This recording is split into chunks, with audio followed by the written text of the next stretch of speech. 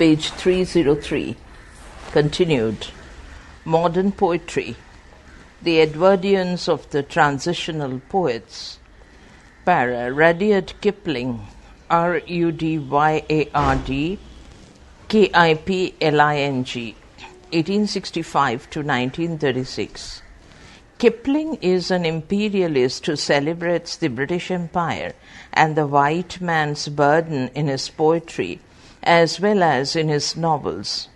Departmental Ditties, Ditties, 1886, Barrack Room, page 304, Barrack Room Ballads, 1892, The Seven Seas, SEAS, 1896, The Five Nations, 1903, and Inclusive Verse and Poems, 1930, contain the best of his poetry. Para.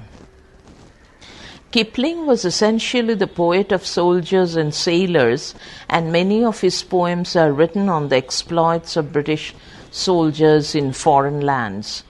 The language he uses is the language actually used by the British soldiers. Quote, by making the uneducated British fighting man articulate, Kipling brought a new element into English poetry. Unquote. Stop. Para. Another significant note in Kipling's poetry is the glorification of British imperialism. He is the poet of England and the laureate of her empire. Imperialism finds a clear and unabashed voice in him. Quote, he exulted in the achievements of his countrymen in founding the empire and did not care to emphasize the harsh and cruel means they adopted to colonize foreign lands. He is proud of the achievement of England and constantly harps on the white man's burden. He is narrowly nationalistic in his outlook. His poetry has little metaphysical interest. What served as a philosophy of life in most of Kipling's poetry was the conviction that Englishmen were divinely charged with the duty of enlightening the world. His attitude was partly domineering and partly that of a craftsman and a benevolent despot. Stop. Unquote.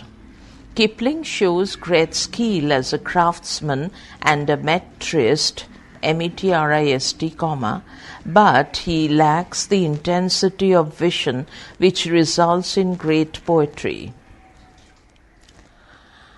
Para. The Pessimists, Pessimists, Thomas Hardy, Thomas Hardy, 1840 to 1928. The two great pessimistic poets of the Edwardian era are Thomas Hardy and A.E. Housman, Housman. Their poetry is the final expression of the disillusionment resulting from the advance of science and the disintegration of faith and traditional values. Para. The pessimism, which is a characteristic feature of Hardy's fiction, also marks his poetry. His poems reveal his acute consciousness of the miseries and sufferings of human life. As in his novels, so in his poetry, his theme is the human predicament and the suffering which is caused the imperfections of the power that rules on high. Destiny strews strews joy and pain with a nerveless and purposeless hand, and this aimlessness makes human life, quote, a strange orchestra of victim, shriek, shriek, and pain, unquote. Stop. However, his pessimism is not an unrelieved one, for he believes that human lot can be made endurable through tact, mutual sympathy, and wise social reform. Para.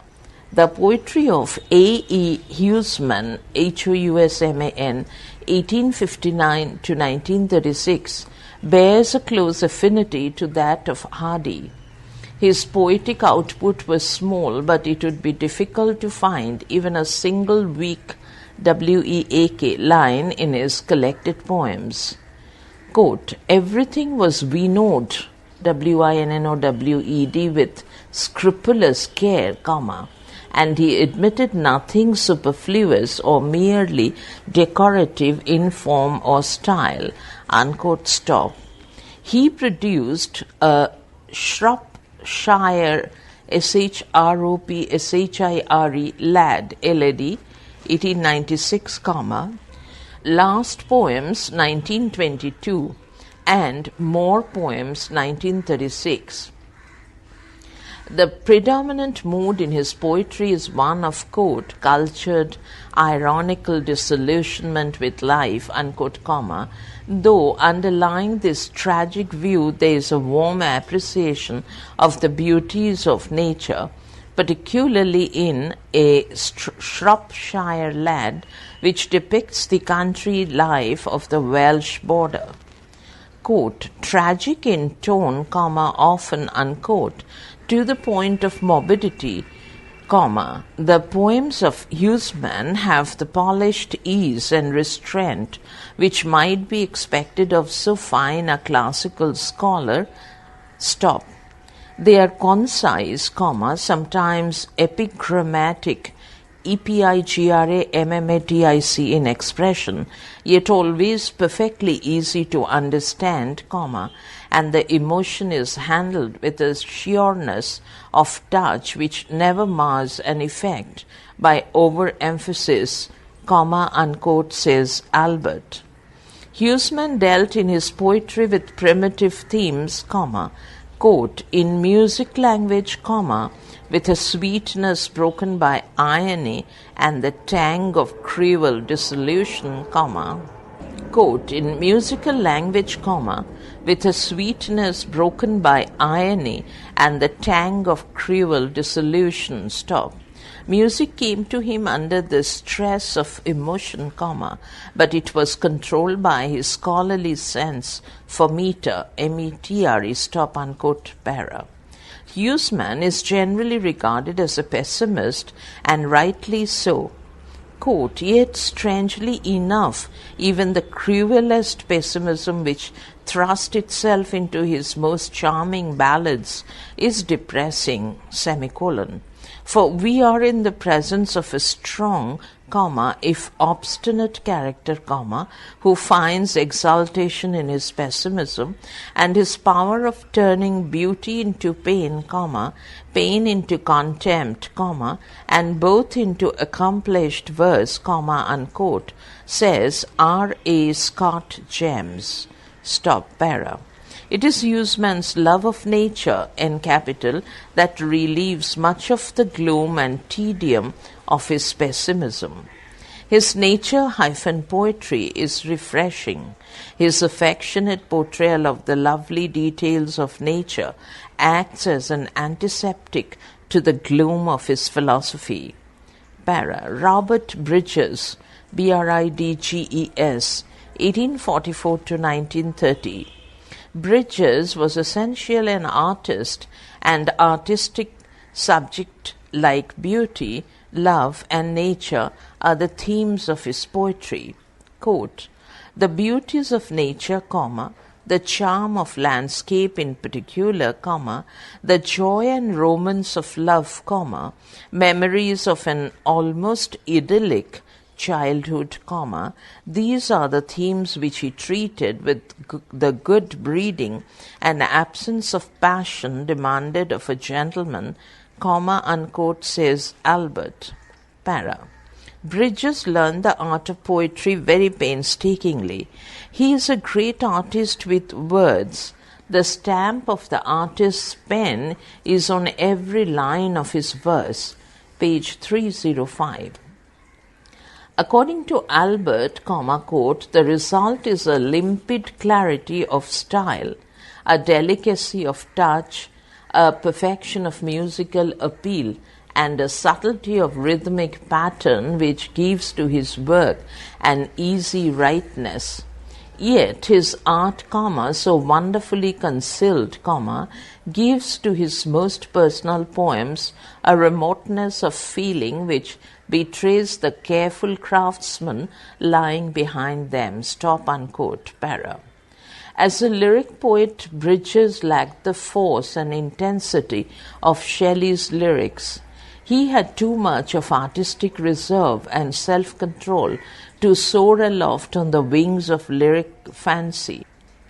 His lyrics are marked with artistic beauty, but the fire of passion and the heat of emotion do not kindle them. Compared with the lyrics of Shelley, they are cold and tranquil.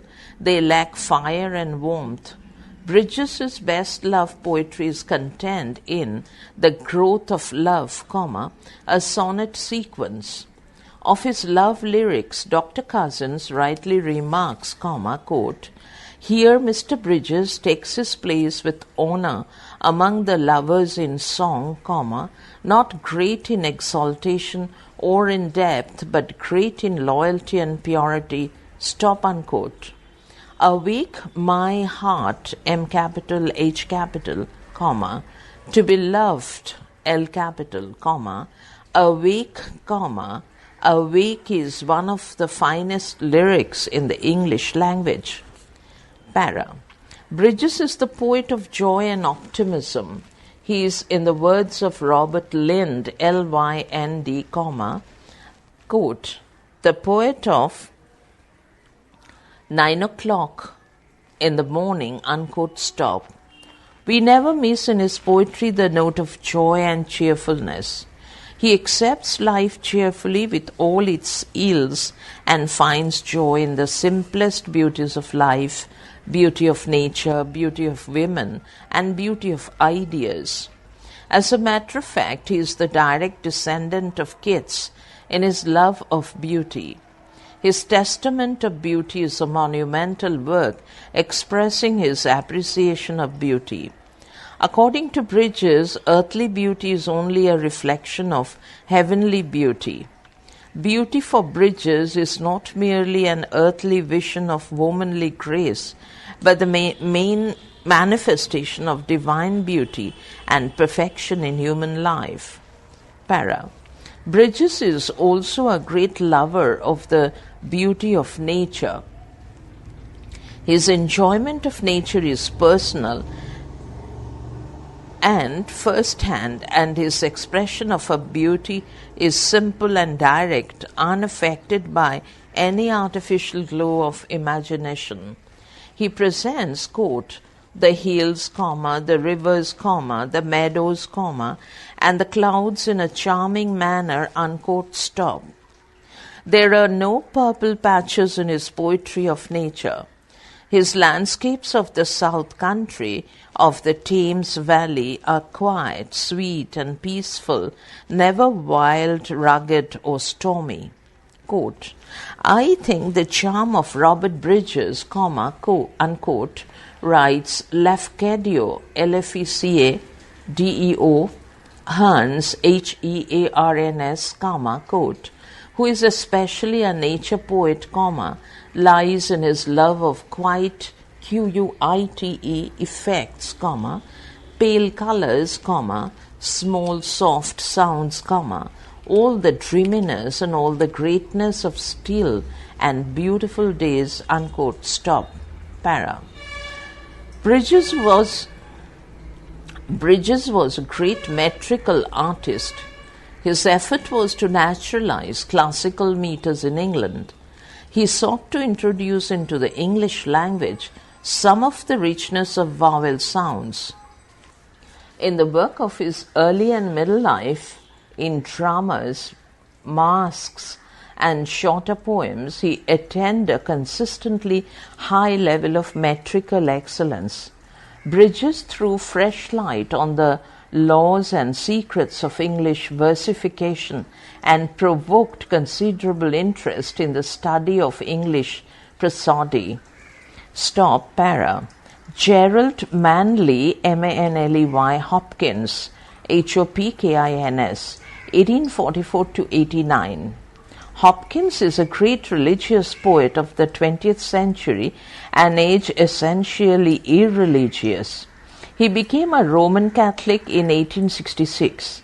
His early poetry reveals his love of religion, nature, and God. He glorifies God and his own soul, the wreck, W-R-E-C-K, of the Deutschland, Deutschland, 1875, his longest and most difficult poem, recounts the death of 5 nuns who went down in the ship of that name. It is a poem marked with tragic pathos. The last 5 years of his life were spent in distress, and he felt that God had forsaken him.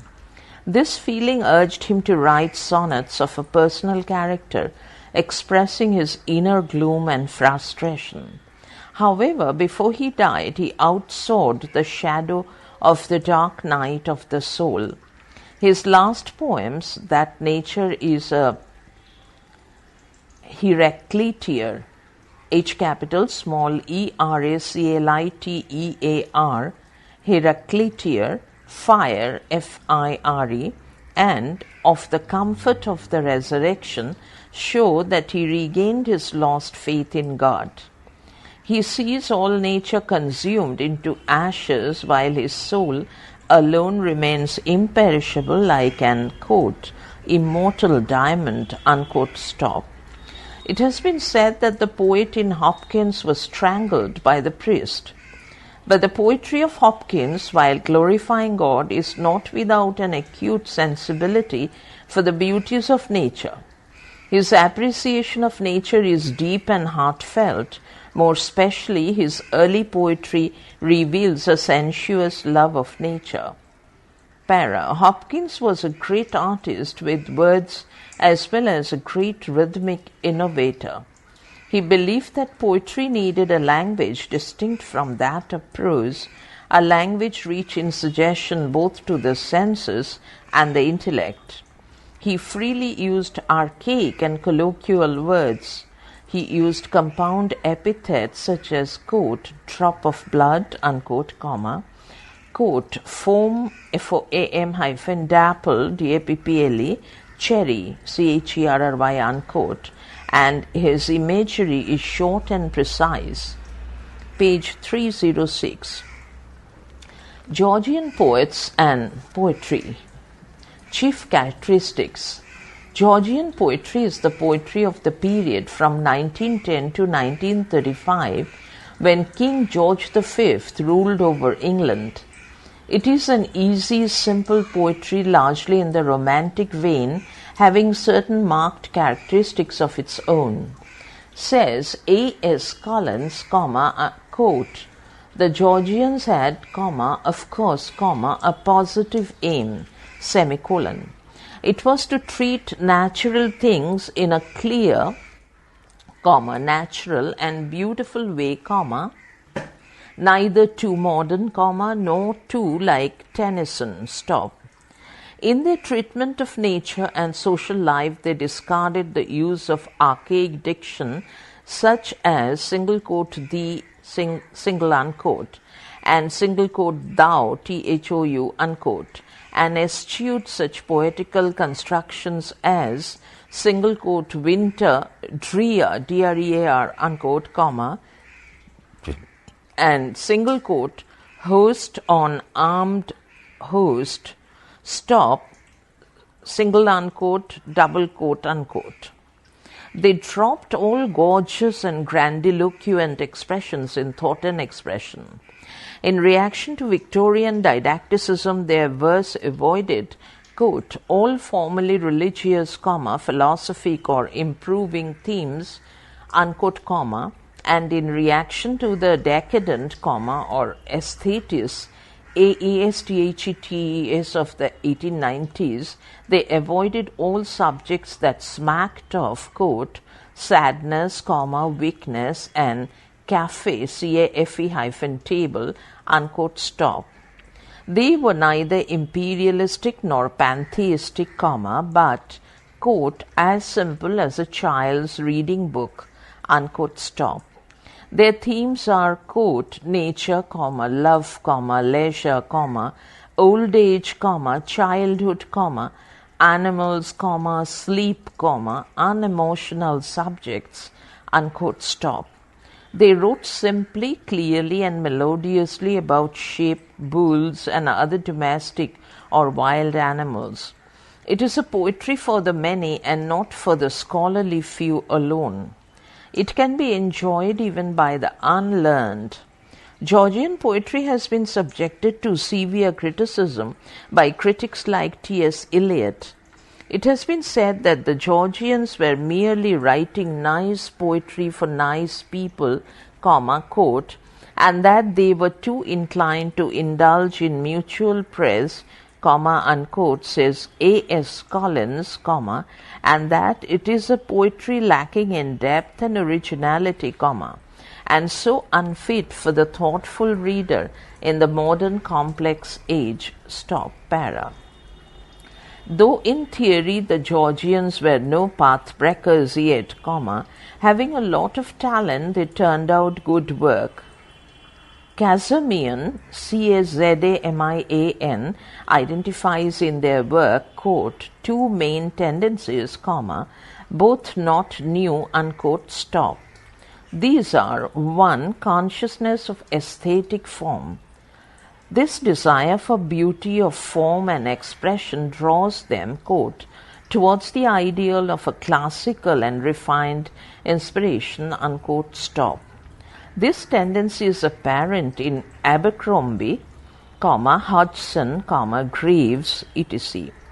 2. The second tendency is evinced by a far larger group of Georgians. Rather than seek formal perfection, they just try to please and soothe by means of what Kazamian calls, quote, a vehement effort towards a direct, simple utterance, stop.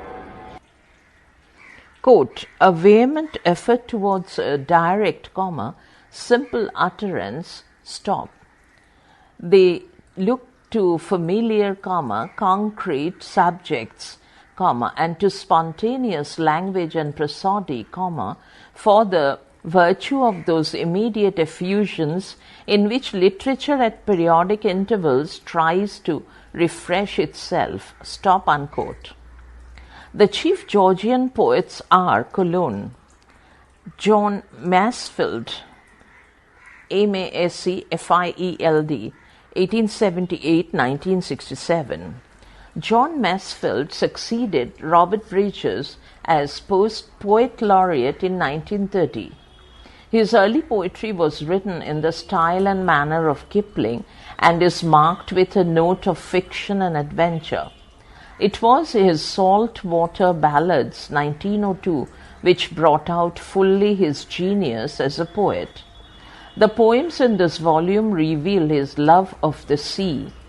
Quote, written from first-hand experience, they blend a sense of the romance and beauty of the sea with a thorough knowledge of seamen, stop. Ballads and Poems, 1910, show an advance in technical skill. The Everlasting Mercy, 1911, is his first really great narrative poem. It was followed by The Widow in the Bye Street, 1912, The Daffodil Fields, 1913, and Lolling Down, Lolling Down, 1917. Quote, with these four poems, Mr. Masefield poured new life into English narrative verse. No old far-off themes and stately diction for him, but common contemporary life in the raw, described in outspoken, almost brutal language, the conversion of a hardened ruffian, Ruffin, the hanging of a widow's son, stop, unquote, say Grierson and Smith. Dauber, Dauber, 1913, is an autobiographical poem describing the life of a youth who runs away to sea, and it contains many reminiscences of the poet's early life. It has many fine passages, quote, which catch the wonder and magic of the sea, unquote, stop. Reynard the Fox, 1919, is a vigorous narrative poem vividly describing a fox hunt. It is, quote, a little odyssey, O-D-Y-S-S-E-Y, of human, it is a little odyssey of fox hunting, unquote, stop. It contains many true Chaucerian sketches of human figures. Here the poet is, quote, in control of his rhythm and meters, and not their slave as in the earlier narrative poems, stop, unquote. These poems, quote, though vigorously realistic, are more natural in tone and show his love for country life, stop, unquote. According to A.C. Ward, quote, Reynard the Fox is among the best sustained narrative poems written in the first quarter of the 20th century, unquote, stop. Para. Masfield's poetry is charged with his democratic sympathy for the downtrodden, the poor, and the suffering. He is essentially a poet of the people. Another important feature of his poetry is his stark realism, and sometimes it becomes coarse and brutal, ugly and sordid lines like, I'll bloody him a bloody fix, I'll bloody bum his bloody ricks, R-I-C-K-S. Page 307, often disfigure his verses. But Masfield is also a romanticist and a lover of beauty, and best of his poems are those in which we get glimpses both of romance and beauty, as in poems like The Seekers and Cargoes, stop, para. Masfield is a great sea poet, and the few poets have been able to capture the atmosphere and life of sea, the ship, and sailors as vividly and realistically as he had done in poems like Dauber and Sea Fever. Next only to this love of the sea and sea life is his love for nature and the countryside. He loves the English landscape. His poetry gives a many-sided picture of rural England. Masfield is quite conscious of the tragedy of life, but he bows reverently before its grandeur, its beauty and its greatness, and communicates his sense of it to his readers. Para. Masfield's poetry suffers from many faults, a coarse, brutal realism expressed in slangy and violent phraseology in his besetting scene. But on the whole he is a great poet, and he deserves praise for his narrative poems, his democratic feeling of sympathy, his love for nature, and his appreciation of the beauties of the countryside. Para. Walter de la Mare, 1873 to 1956. Among the poets of the Georgian period, Walter de la Mare stands very high. He is essentially the poet of the fairyland, creating in his poetry a world of dreams, fantasies, and imagination, a world which appeals to children as well as to grown-up people. In The Listeners and Other Poems, 1912, Peacock Pie, 1913, The Fleeting and Other Poems, 1933, Collected Poems, 1902 to 18, Poems for Children, 1930, Bells and Grass, 1941, and The Traveller, 1946, we have some of the finest poetry of the era. Para. Walter de la Mare is, according to Theodore Maynard, quote, formally and by profession a children's poet, unquote, stop. He has very successfully captured the joys and pleasures of childhood in his songs of childhood. In his later volumes, the simple, innocent joys of childhood are marred by the regrets, cares, and worries of manhood. But in spite of the note of success, Walter de la Mare Even in his later poems like Peacock Pie and Come Hither, Hither, continues to be a poet of childhood. Quote, "No other poet has described the state of childhood with such vividness and insight as de la Mare has done. His child poetry exhibits an astonishing variety. It includes nursery rhymes, stories, and songs." Stop unquote. According to A.S. Collins, quote, "The psychological insight of the poet is of the subtlest, and that of a fine intellect penetrates the imagination of childhood." Stop unquote. His vision of childhood is colored by the imagination and intellect of a grown-up adult, and therefore his poems are of interest both to children and to grown-up persons. Charming innocence is not the whole of Peacock Pie or any other of his books. There is also something of the adult's vision playing over the innocence of child life. Para. Another distinguishing feature of de la Mare's poetry is the note of fantasy. He gives his fancy free rein and throws to the winds the laws of logic and probability. He is the laureate of the fairyland. Fairies, ghosts, and phantoms haunt his poems. He provides an escape from the problems of his life into the world of the fairies.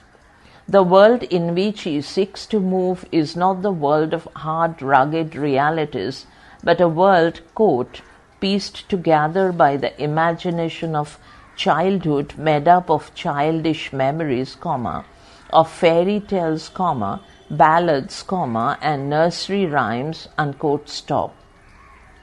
An atmosphere of weirdness, weirdness, and uncanniness, an atmosphere of the supernatural is constantly suggested and skillfully woven. In the listeners and the mocking fairy, the haunting atmosphere of expectancy grips the readers who read spellbound up to the very end. Para. Walter de la Mare is also a master artist and a superb craftsman. His verses have a cadence and subtlety of rhythm which linger, rise and fall like the tremulous fall of a snowflake. All this wizardry, wizardry, of music and technical perfection is achieved without the least sign of artifice or labor. It has the ease and effortlessness of the highest art.